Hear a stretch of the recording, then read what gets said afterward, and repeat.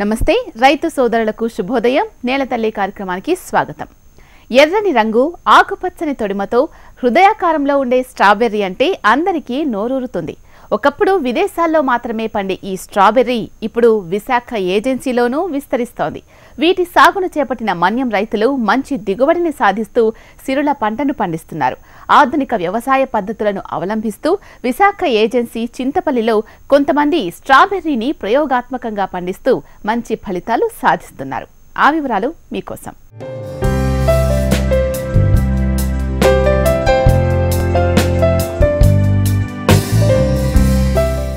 గులాబీ జాతికి చెందిన స్ట్రాబెర్రీ అమెరికాలో పుట్టింది. యూరోపియన్లు ఈ వంగడాన్ని మరింత అభివృద్ధి చేశారు. తెలుగు రాష్ట్రాల్లో కేవలం విశాఖ ఏజెన్సీలో మాత్రమే స్ట్రాబెర్రీ పండుతోంది. ఉద్యాన శాఖ అధికారులు, శాస్త్రవేత్తల కృషి ఫలితంగా చింతపల్లి పరిసర ప్రాంతాల్లో గిరిజన రైతులు స్ట్రాబెర్రీ సాగుకు ఆసక్తి చూపుతున్నారు. చింతపల్లి మండలానికి చెందిన గిరిజన రైతు సత్యనారాయణ స్ట్రాబెర్రీ సాగు చేస్తున్నారు. గత ఏడాది స్ట్రాబెర్రీ సాగులో లాభాలను ఆర్జించడంతో ఈ ఏడు ఈ పంట సాగుని ఎన్నుకుని సిరుల పంటను పండిస్తున్నాడు.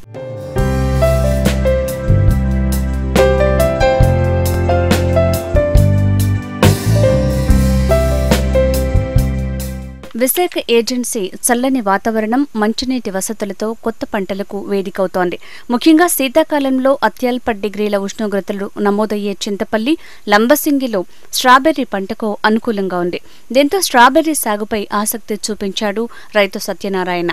తన 3 ఎకరాల్లో పూణే నుంచి దిగుమతి చేసుకున్న వింటర్ డాన్ రకం స్ట్రాబెర్రీ మొక్కలను గతేడాది సెప్టెంబర్ ఆఖరులో సాగు మొదలుపెట్టాడు.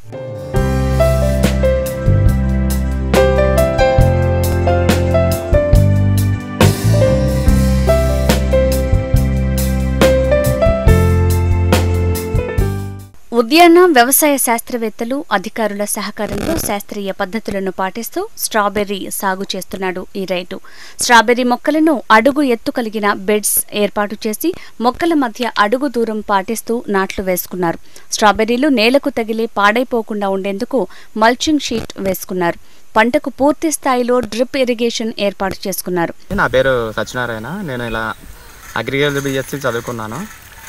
నేను ఏంటంటే లాస్ట్ ఇయర్ నుంచి స్ట్రాబెర్రీ సాగు చేస్తున్నాము. ఇక్కడ ఏంటంటే మేము ఇప్పుడు సంవత్సరం 3 ఎకరాల్లో లంసింగ్ గ్రామంలో స్ట్రాబెర్రీ పండించడం జరుగుతుంది. ఈ మొక్కలు అనేవి కూడా పూణే నుంచి మేము తీసుకొచ్చి ఇక్కడ సాగు చేస్తున్నాం. ఇక్కడ ఎక్కువగా టూరిస్టులు అది వచ్చి కొంటుంటారు. ఇది నార్మల్గా ఏంటంటే మనకి స్ట్రాబెర్రీ అనేది చలి మంచు ఎక్కువ ఉన్న ప్రదేశాల్లో పండడం జరుగుతుంది. మేము ఎక్కువ ఇక్కడ ఏంటంటే సెప్టెంబర్ లాస్ట్ వీక్లో కానీ అక్టోబర్లో కానీ మేము ప్లాంటేషన్ చేయడం జరిగింది. మొక్కలు అనేది పూణే నుంచి తీసుకొచ్చి మొక్క 13 రూపాయలు చెప్పిన కొన్నాము ఈ సంవత్సరం. ఇది మనకి నవంబర్ ఎండింగ్ నుంచి మనకి ఫలసాయం అనేది వస్తుంది. అప్పటి నుంచి రోజు కూడా మనకి మార్చ్ ఎండింగ్ వరకు కూడా రావడం జరుగుతుంది. దీనివల్ల మేము 3 ఎకరాలు వేసాము. 3 ఎకరాలకి కూడా మనకి 14 లక్షల వరకు అయింది. ఎక్కువగా మొక్కలకే ఖర్చు అవుతుంది 3 లక్షల వరకు. ఇది మనం ఈ సంవత్సరంకి కొద్దిపాటి లాభాలే వస్తాయని ఆశిస్తున్నాం. దాంతోపాటు ఇక్కడ రోజుకి 15 మంది 20 మంది వరకు పనిని బట్టి ఉపాధి ఇవ్వడం జరుగుతుంది. ఒక్కొక్కరికి ఇక్కడ ఆడమగ ఇద్దరికి కూడా రోజుకి 200 రూపాయలు ఇవ్వడం జరుగుతుంది. స్ట్రాబెర్రీ సాగుకు 14 లక్షల రూపాయల వరకు ఖర్చు చేస్తున్నాడు ఈ రైతు. ఒక్కో మొక్కకు 15 రూపాయల వరకు ఖర్చు చేశాడు. 3 నెలల్లో పంట చేతికి వస్తుంది. పూలు పూసినప్పటి నుంచి పండు దశకు వచ్చే వరకు సుమారు 45 రోజుల సమయం పడుతుంది. స్ట్రాబెర్రీలో 6-7 రకాల వెరైటీస్ ఉన్నాయి. హైబ్రిడ్ వెరైటీస్ అవి ఉన్నాయి. మేము ముఖ్యంగా వెంటనే అనే వెరైటీ వేస్తాము. దాంతోపాటు స్వీట్ చార్ల్ అనే వెరైటీ కూడా వేద్దాం అనుకుంటున్నాము. వెంటడాన్ వెరైటీ ఏంటంటే స్టోరేజ్ కెపాసిటీ అది 3 రోజుల వరకు బాగానే ఉంటుంది. మిగతా వెరైటీస్ అంటే 1-2 రోజులు మాత్రమే ఉంటాయి. ఇది ఈల్డ్ కూడా ఒక మొక్కకి వచ్చేసి 1/2 కేజీ వరకు వస్తే సరిపోతుంది. మనకు వచ్చిన అనుకున్న దాని ప్రకారం 1/2 కేజీ వస్తే సరిపోతుంది ఒక మొక్కకి. జుక్ని అనేది ఒకటి వేసాము, ఎల్లో కలర్ హైబ్రిడ్ ఇది. అది కూడా బాగానే వస్తుంది. దీంతోపాటు నెక్స్ట్ ఇయర్ నుంచి ఇంకా బ్రొకోలీ, రెడ్ క్యాబేజీ, ఇంకా క్యారెట్ ఇవన్నీ కూడా వేద్దామని అనుకుంటున్నాను. పండిన పంట అంతా కూడా వైజాగ్ రోజు పట్టుకెళ్ళి ఇవ్వడం జరుగుతుంది. అయితే ప్రస్తుతం మార్కెటింగ్ పెంచుకోవటంలో రైతులు కాస్త ఇబ్బందులు ఎదుర్కొంటున్నారు. ముఖ్యంగా కోల్డ్ స్టోరేజ్ లో లేకపోవటం, పండు కోసిన కొన్ని రోజుల్లోనే తాజాదనం కోల్పోవడంతో ఫాస్ట్ మార్కెటింగ్ తో పాటు శీతల గిడ్డంగులను ప్రభుత్వం ఏర్పాటు చేస్తే బాగుంటుందని రైతులు కోరుతున్నారు. పైగా ఏజెన్సీలో గిరిజన యువతకు ఉపాధి కలుగుతోంది. ఈ దిశగా ప్రభుత్వం చర్యలు తీసుకోవాలని రైతులు కోరుతున్నారు.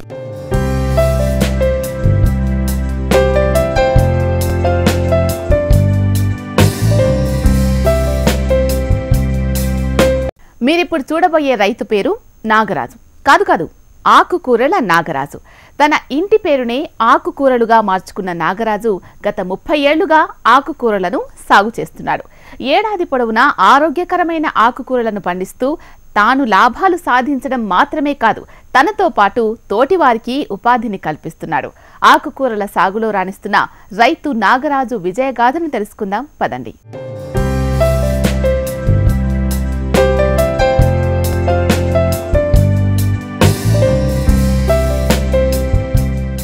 తక్కువ పెట్టుబడితో అధిక లాభాలు వస్తుండటంతో ఆకుకూరల సాగుపై రైతులు మక్కువ చూపుతున్నారు. నెల రోజులకే మొక్క ఎదుగుదలకు రావటం, ఏడాది పొడవునా ఈ తోటలు సాగు చేసే అవకాశం ఉండటంతో రైతులు ఆకుకూరల సాగు చేస్తున్నారు. అనంతపురం జిల్లాకు చెందిన నాగరాజు ఆకుకూరలు సాగు చేస్తున్నాడు. ప్రతి నెల నికర ఆదాయాన్ని పొందుతూ తోటివారికి ఉపాధిని కల్పిస్తున్నాడు.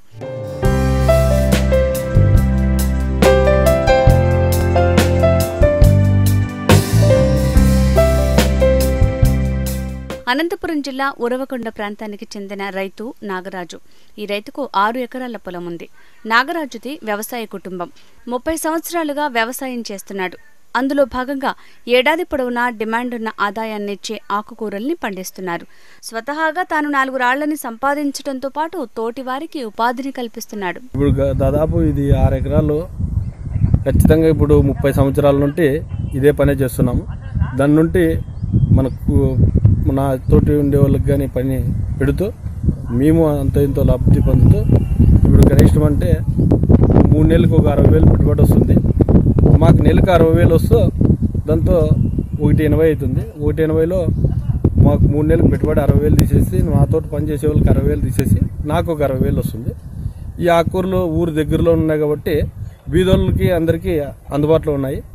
ఇంకా సన్న వాళ్ళు ఆకుకూర అమ్ముకొని ఒక 20-30 మంది దగ్గర దీంట్లో బతుకుతున్నారు.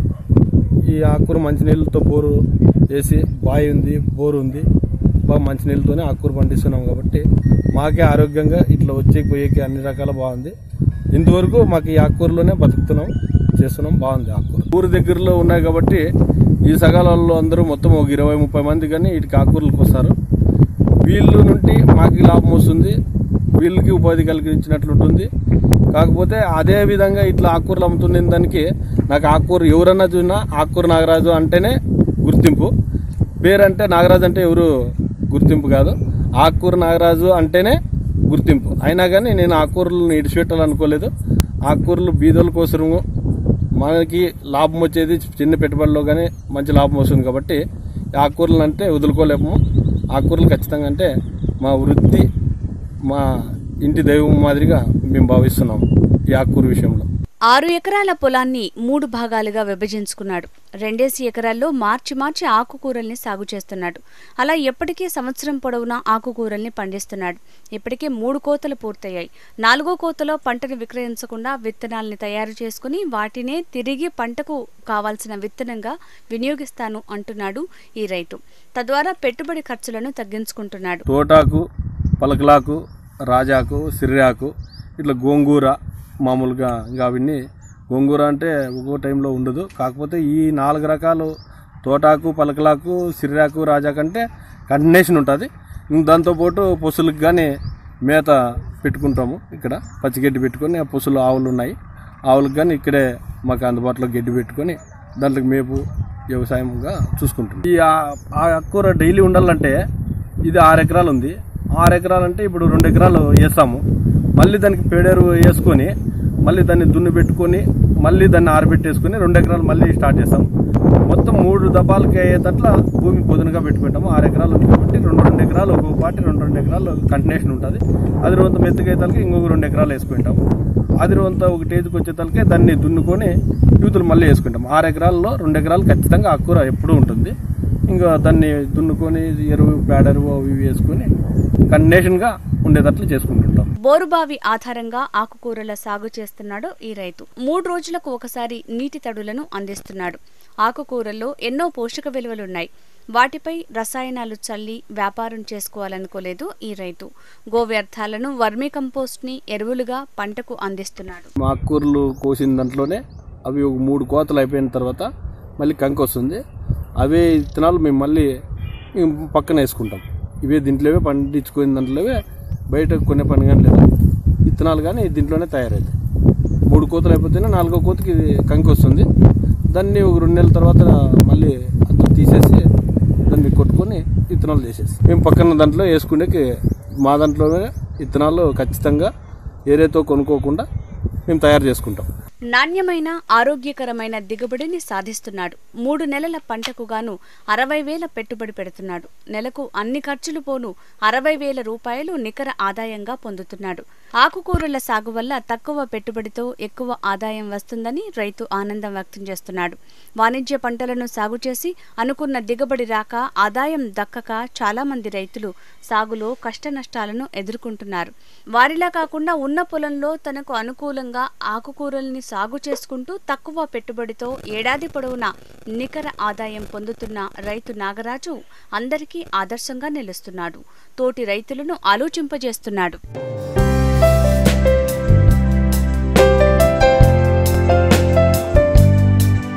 వాణిజ్యపరంగా అత్యంత విలువైన పంట మిరప.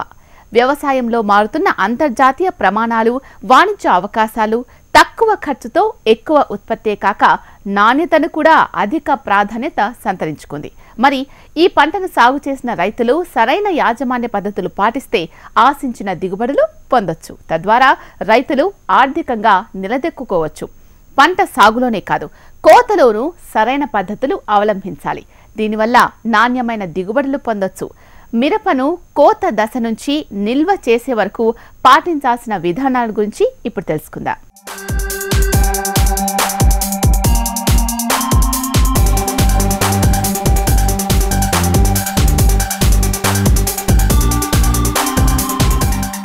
భారతదేశం సుగంధ ద్రవ్యాల ఉత్పత్తి, ఎగుమతుల్లో ప్రపంచంలోనే మొదటి స్థానంలో ఉంది. సుగంధ ద్రవ్యాల పంటలన్నింటిలో ఉత్పత్తి మరియు ఎగుమతుల్లో మిరప పంట మొదటి స్థానంలో ఉంది. దేశంలో సుగంధ ద్రవ్యాల మొత్తం సాగు విస్తీర్ణంలో 25%, ఉత్పత్తిలో 22% మిరప పంట సాగు చేయబడుతుంది.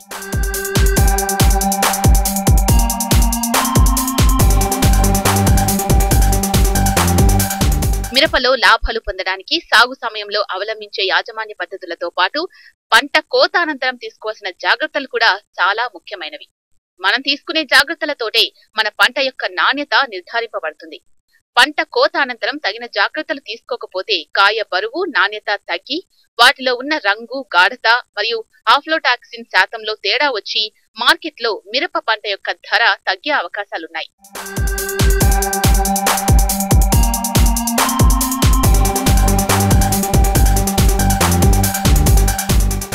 ప్రపంచవ్యాప్తంగా అన్ని రకాల కూరల్లో, వివిధ రకాల ఆహార పదార్థాల్లో కారపొడి విరివిగా వినియోగిస్తున్నాం. మనం మార్కెట్లో చూస్తే చాలా రకాల ఆహార పదార్థాల్లో మిరపపొడితో పాటు వాటి నుంచి తీసిన ఓలియోరెసిన్, నూనె, రంగు పదార్థాలను, వివిధ రకాల మసాలాలు, మాంసాహార ఉత్పత్తుల్లో, బేకరీ, స్నాక్స్, చాక్లెట్, పానీయాల తయారీలో భాగంగా పరిశ్రమల ముడి సరుకుగా ప్రపంచవ్యాప్తంగా విరివిగా వినియోగిస్తున్నారు. ముఖ్యంగా మన తెలుగు రాష్ట్రాల్లో చూసుకున్నట్లయితే మిరప పంటను ప్రధాన వాణిజ్య పంటగా పండిస్తున్నారు. గుంటూరు, ఖమ్మం, వరంగల్, కరీంనగర్, ఆదిలాబాద్ జిల్లాలో మిరప పంటను అధిక మొత్తంలో సాగు చేస్తున్నారు. కానీ కొన్నిసార్లు రైతులు పంట పండించే సమయంలో తగిన జాగ్రత్తలు తీసుకున్నా, కోసిన తర్వాత జాగ్రత్తలు తీసుకోకపోవడం వల్ల పంట యొక్క నాణ్యత తగ్గిపోయి మార్కెట్లో సరైన ధర లేక పెట్టుబడి ఖర్చులు కూడా రాక రైతులు తీవ్రంగా నష్టపోతున్నారు.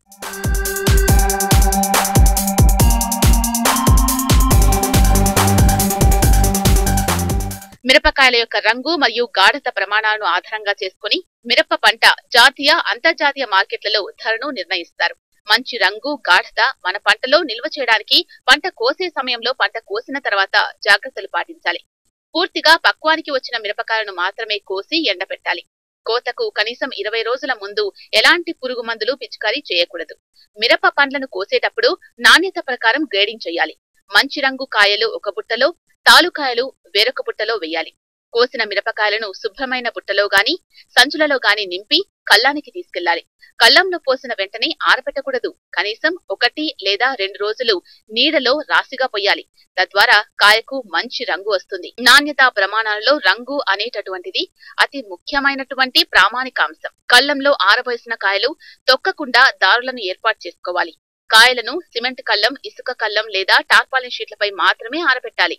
మిరపకాయలను ఆరబెట్టే కల్లాలను గ్రామానికి దూరంగా ఉన్న పరిశుభ్రమైన ప్రాంతాల్లో తయారు చేసుకోవాలి. కల్లంలో పోసిన కాయలను సమంగా ఆరటానికి రోజు మార్చి రోజు కాయలను తిరగకలపాలి.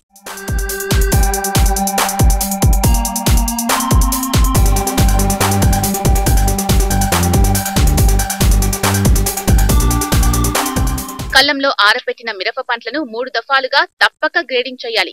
50% తేమ శాతం ఉన్నప్పుడు, 2.20% తేమ ఉన్నప్పుడు, 3.9 నుంచి 11% తేమ శాతం ఉన్నప్పుడు రైతులు బస్తాలను నింపాలి. ఎండిన కాయల నుంచి తాలు, దెబ్బతిన్న తక్కువ రంగు కలిగిన కాయలను వేరు చేసి విడివిడిగా సంచులలో నింపాలి. ఎండాకాలంలో మిరపకాయలను తొక్కే ముందు పరిశుభ్రమైన స్ప్రేయర్స్లతో మంచినీటిని మాత్రమే మిరపకాయలపై పిచికారీ చేయాలి. వర్షాలు కురిసే సమయంలో కోతలు కోయకూడదు. బస్తాల మీద ఎటువంటి రంగును వాడకూడదు. ఆఫ్లోటాక్సిన్ వ్యాప్తి చెందకుండా మిరపకాయలను పట్టాల మీద లేదా సిమెంట్ గచ్చు మీద మాత్రమే పెట్టాలి. రాత్రిళ్లు మంచు బారిన పడకుండా కాయలను కప్పి ఉంచాలి. మిరపలో తేమ శాతం 9 నుంచి 11% కన్నా ఎక్కువ వాడకుండా ఎండబెట్టాలి. తేమ శాతం పెరగడం వల్ల ఆఫ్లోటాక్సిన్ వృద్ధి చెందే అవకాశం ఉంది. అవకాశం ఉన్న చోట రైతులు మిరపకాయలను శీతల గిడ్డంగుల్లో నిల్వ చేస్తే రంగు, నాణ్యతా ప్రమాణాలు తగ్గిపోకుండా లాభదాయకంగా ఉంటుంది.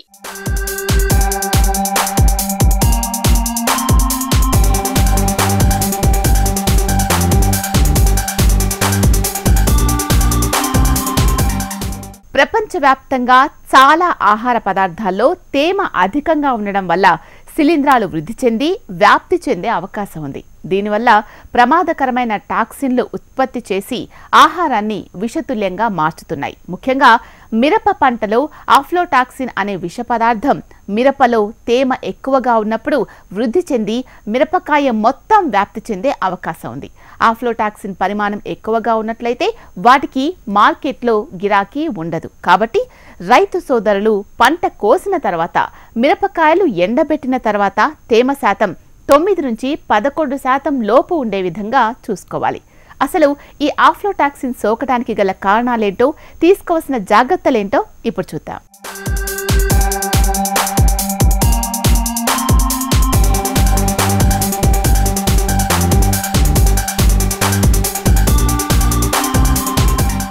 మిరప పంట కోత తర్వాత ఆశించే శిలీంధ్రాలలో ఆస్పెర్జిల్లాస్ ఫ్లావాస్ అనే శిలీంధ్రం అతి ముఖ్యమైనది. ఈ శిలీంధ్రం ఆఫ్లోటాక్సిన్ అనే విష పదార్థాన్ని విడుదల చేస్తుంది. కోతకు ముందు మిరప పంట వర్షాభావ పరిస్థితులకు గురైనప్పుడు ఆఫ్లోటాక్సిన్ వృద్ధి చెందుతుంది. మిరపకాయలు సాగునీటిలో తడిచినప్పుడు, సరైన సమయంలో మిరపకాయలు కోయనప్పుడు, మిరపకాయలను అపరిశుభ్రమైన నేలపైన పెట్టినప్పుడు, గ్రేడింగ్ చేయకపోవడం వల్ల తెగుళ్లు, పురుగులు ఆశించిన కాయల నుంచి మంచి కాయలకు ఆఫ్లోటాక్సిన్ వ్యాప్తి చెందే అవకాశం ఉంది.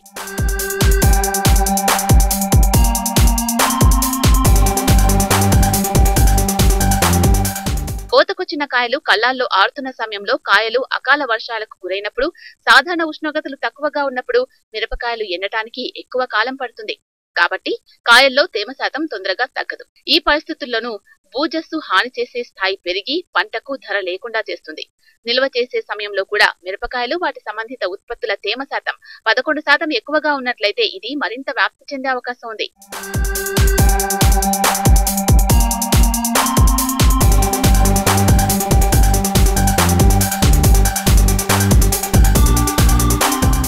కోతకు ముందు వర్షాభావ పరిస్థితులు ఉన్నట్లయితే మిరప పంటకు నీటి తడులు ఇవ్వాలి. అలా చేయడం వల్ల ఆఫ్లోటాక్సిన్ ను నివారించుకోవచ్చు. సాగునీరు మిరపకాయలకు తాకకూడదు. ఈ నీరు తాకితే ఆఫ్లోటాక్సిన్ ఆశించే అవకాశం ఎక్కువగా ఉంటుంది. కాయలను నేల మీద ఆరపెట్టకూడదు. మిరపకాయలను టార్పాలిన్ పట్టాలపైన లేదా సిమెంట్ ఫ్లోర్ లేదా ఇసుక కళ్ళం మీద ఆరపెట్టాలి. రాత్రి సమయంలో మిరపకాయలు మంచుబారిన పడకుండా టార్పాలిన్ పట్టాలతో కప్పాలి. కాయ నాణ్యతా ప్రమాణాలను పాటించడంలో తేమ ప్రముఖ పాత్ర పోషిస్తుంది. కాబట్టి కాయలు కోసినప్పుడు మిరపలో 75 నుంచి 80% తేమ ఉంటుంది. దీన్ని 10 నుంచి 11% వచ్చే వరకు ఆరబెట్టాలి. ఏ కోతకి ఆ కోత కాయలను వేరు చేసి ఆరబెట్టుకోవాలి. ఎండిన మిరపకాయలను నింపే ముందు వాటిని చిలకరించకూడదు. కాయలను గాలి సోకకుండా బస్తాల్లో ప్యాక్ చేయాలి. చల్లని చీకటి ప్రదేశంలో నిల్వ ఉంచాలి.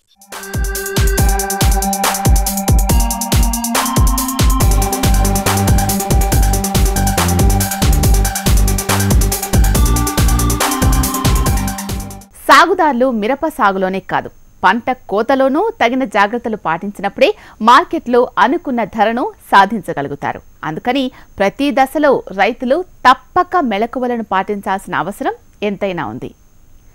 ఇది ఇవాల్టి నేలతల్లి కార్యక్రమం. నమస్తే.